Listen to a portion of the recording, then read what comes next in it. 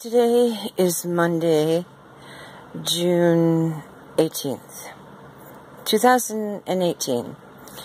And as I'm reading and listening to the stories of these children who are being removed from their parents, illegally, by the way, because these parents haven't done a felony or anything else, but we, as the United States government, under Cheeto Head, has decided to punish the parents and use these children as hostages so that we Americans will pay for Cheeto Head's ridiculous wall. Which, by the way, a wall is not going to stop immigration. In fact, if anything, it's going to enhance immigration because you can go under a wall, you can go through a wall, and you can climb over a wall. And so this whole horrific event with children is just become a living, horrifying, disgusting episode in the U.S. history. And we have had some of them. I mean, the Native Americans, we took their children away, took their religion away from them. We told them that they had to live in little parts of their own country, by the way. Not our country. We stole the country. So as Americans, we're really good thieves. And if we think that people that are coming here are thieves and crooks and robbers and murderers, let's look at our own history. Our history absolutely sucks. We have done things to the Native Americans. We have done things to the African, the people that we brought over here for slavery. And by the way, it wasn't just the blacks that were brought over for slavery. The Irish were brought over for slavery. Other people out of England and Ireland and other places were brought in as indentured servants, which was slavery. And then we have what we did to the Japanese. And what we did to the Japanese was unbelievably horrible. And on top of that, we also, which a lot of people do not know, during World War II, if you had German heritage, which, by the way, my mother's maiden name was Harshman, my grandfather, who had worked at Chrysler at the time, was told that he could no longer work there because he was German. And when my mother was inducted in, she went into the U.S. Marines, because she was German, she had to have special, get this, we've been here, the Harshmans had been here since 1700. And yet in 1943, my mother had to get special help. She had to have people have affidavits signed that she was not a German sympathizer. Now get this, she was an only child and female on top of that, and she joined the U.S. Marines in World War II. She did not have to do that. Under any circumstance did she have to do that. And my daddy, he's Irish. We have Irish heritage. And he was in the Merchant Marines in World War II, blown off. His ship was blown up off the coast of Trinidad, right?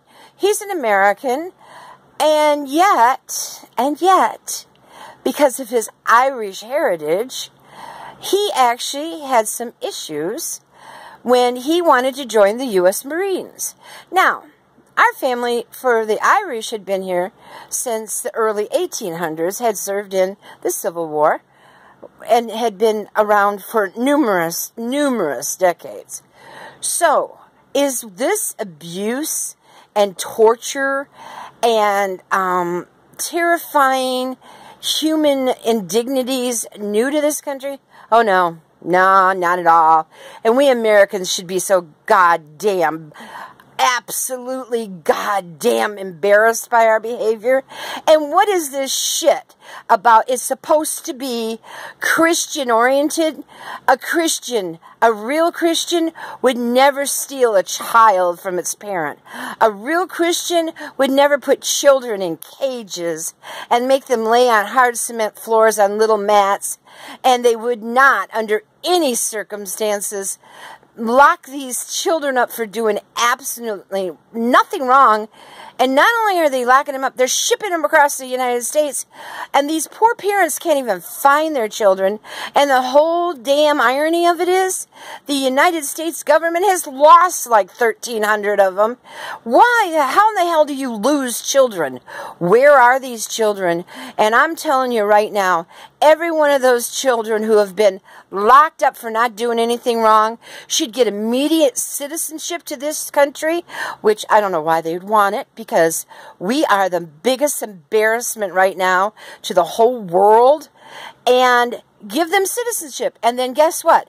They can sponsor their parents to come to this country that has spit on our Constitution every which way but loose. And I'm talking every which way but loose. It is time for the people in this country to stop kissing butt for money-grubbing politicians and get people into office who actually have a heart. They don't have a pocketbook so deep. I mean, when the president of this country tells one of the most horrific, brutal dictators that, oh, look, your property could get some condos and hotels here. This is not the president of my country. This is not the president that my parents fought to keep free during World War II, or even during the Civil War when my great-great-grandfather was fighting as a Union soldier against the Southern people who believe differently. This is not my country for the Korean War, where my husband's uncle was killed in the Korean War, or his other two uncles who served with honor during World War II in Korea. No, this is a country that is being run by a despicable, sickening, child predator, sexual deviant who is only interested in money. And he doesn't care that our country is paying for his stupid country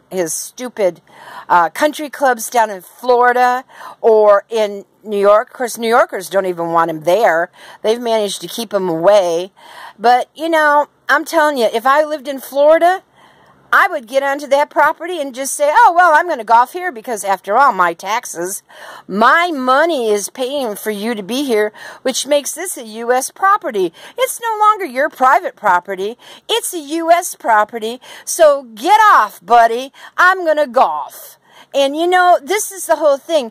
This man who wants no immigration hired immigrants at the lowest wages he could do, so that he could make money.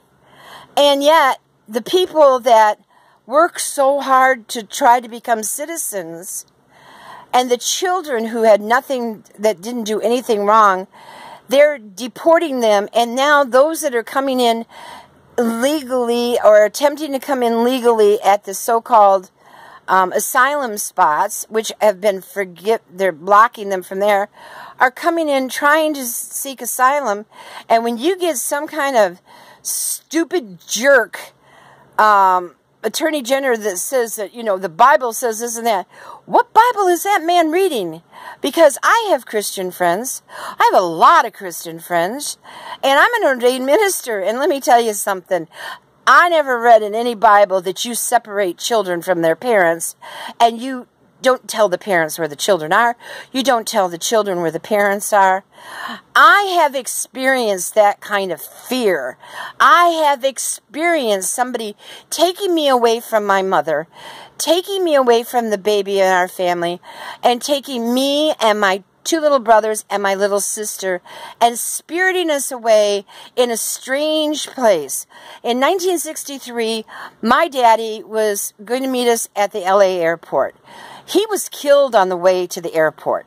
My mom and there was 5 of us children on the plane on our very first plane trip.